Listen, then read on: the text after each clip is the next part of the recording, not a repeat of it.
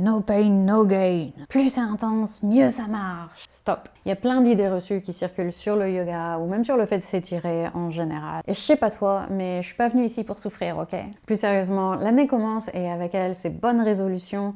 Et avant de te lancer à corps perdu dans la découverte de cette magnifique discipline qu'est le yoga, j'aimerais passer quelques minutes sur des points fondamentaux qui te permettront d'en profiter sans te blesser. C'est parti.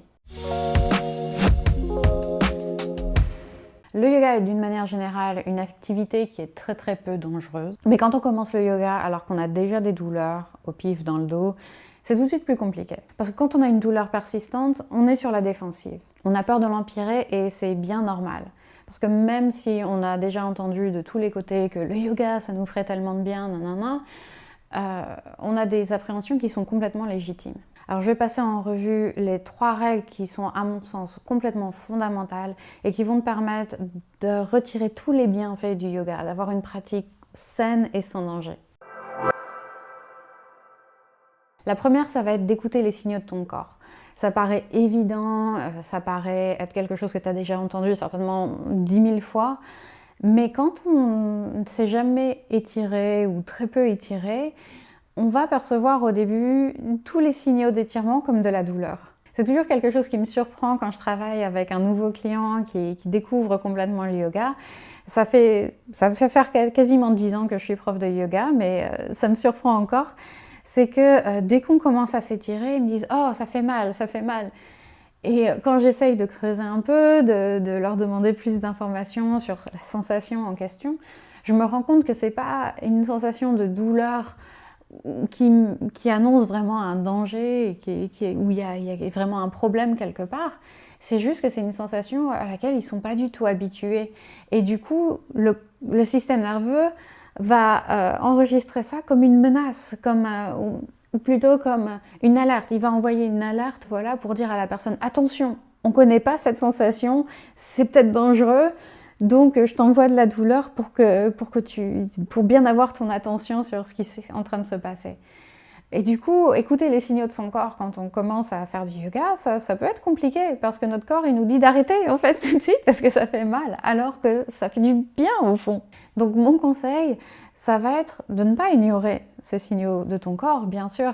Si jamais tu sens que ça tire fort ou que tu as une sensation qui s'apparente à de la douleur, reste à cette intensité-là. Ne cherche pas à aller vraiment à fond, à aller au fond de ton amplitude de mouvement. Donc je conseille en général aux débutants, si tu t'es jamais beaucoup étiré, de rester à environ 70% de ton potentiel d'étirement. C'est-à-dire que par exemple, si tu t'étires la jambe, tu vas aller le plus près possible de ton orteil avec ta main, mais une fois que tu y arrives, hop, tu recules un petit peu. Tu recules d'un tiers à peu près du chemin. Tu vas toujours sentir l'étirement dans ta jambe. J'en suis quasiment certaine. Tu vas toujours sentir cette sensation d'étirement, mais ça va être beaucoup plus modéré et ton corps va être va accepter cette sensation davantage. Et ça ne veut pas dire que tu vas moins bien t'étirer, que tu auras moins de bienfaits, pas du tout. Ça va laisser le temps à ton corps de s'habituer à cette intensité-là, à cette nouvelle sensation. Et progressivement, tu vas pouvoir aller un petit peu plus loin et aller au final à peut-être 90, 95, voire 100% de ton amplitude d'étirement. Mais le yoga, c'est aussi la patience. Donc il faut aussi laisser le temps au corps de s'habituer à toutes ces nouvelles stimulations. La deuxième règle, c'est l'importance des adaptations. Par là, je veux dire les blocs, les accessoires variés qu'on peut utiliser en yoga.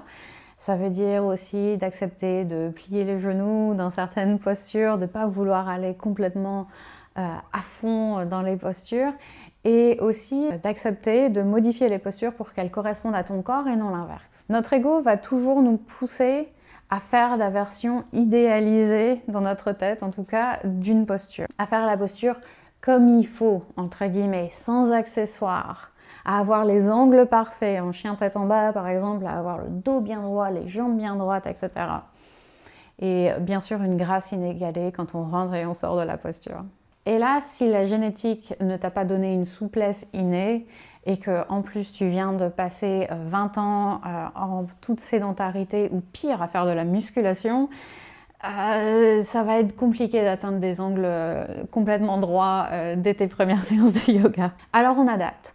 On n'hésite pas à utiliser les blocs, on n'hésite pas à plier les genoux, à pas aller au fond, comme je disais, à 100% de notre potentiel d'étirement. Et donc, comme je disais, on n'hésite pas à adapter les postures à notre corps, plutôt que d'essayer de squeezer notre corps dans une posture qu'il n'a pas du tout envie de faire. Si on travaille ensemble en tête-à-tête, en personne ou en ligne, je vais te donner plein d'options différentes pour justement essayer d'adapter la posture à ta situation et pour que tu retires un maximum de bienfaits de chaque posture. En plus, bien sûr, de te donner un plan précis avec des séances vraiment adaptées à ta problématique. Si tu suis des cours collectifs ou bien des vidéos sur YouTube, il va falloir que tu sois un peu plus créatif et que tu sois surtout très à l'écoute de ton corps pour ne pas te forcer à aller dans telle ou telle posture si ton corps te dit c'est vraiment pas une bonne idée.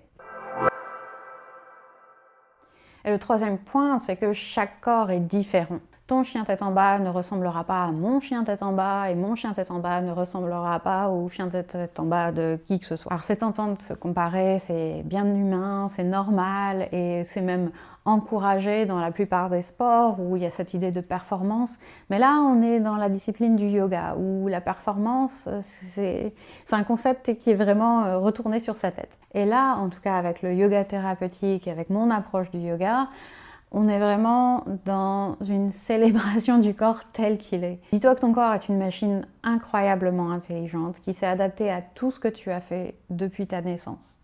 Il retient en lui tout ce que tu as vécu, le bon comme le mauvais. C'est un testament de ton histoire et même s'il a des petits défauts, des petits accrochages, des douleurs à droite à gauche, des imperfections, quelque part il est parfait comme il est. Et le yoga va t'aider à mieux l'accepter, voire même à être reconnaissant, à éprouver de la gratitude pour tout ce qu'il te permet déjà de faire. Tu te rendras même compte que tu es capable de faire beaucoup plus que ce que tu penses en fait. Je le sais parce que ça fait bientôt 10 ans donc je suis professeure de yoga et je le vois constamment. Je l'ai vu chez une multitude de clients, je les ai vus s'émerveiller parce qu'ils faisaient quelque chose qu'ils pensaient vraiment pas être capables de faire et c'est toujours un moment trop cool. Alors vas-y, commence en douceur, mais commence. J'ai créé une mini-séance rien que pour ça, je vais essayer de la linker au-dessus de moi. On va aborder les bases et tu seras parfaitement armé pour continuer avec d'autres vidéos de ma chaîne ou te lancer en tête-à-tête avec moi si jamais tu te rends compte que tu as besoin de plus de soutien. Mais en tout cas, lance-toi. Je t'envie en sachant tout ce qui t'attend, tout ce que tu vas découvrir. Et si tu penses que ta situation requiert une attention particulière, comme dit, n'hésite pas à me contacter sur Instagram Yoga avec Clem ou via mon site internet yogawithclem.com. À très bientôt, amuse-toi bien.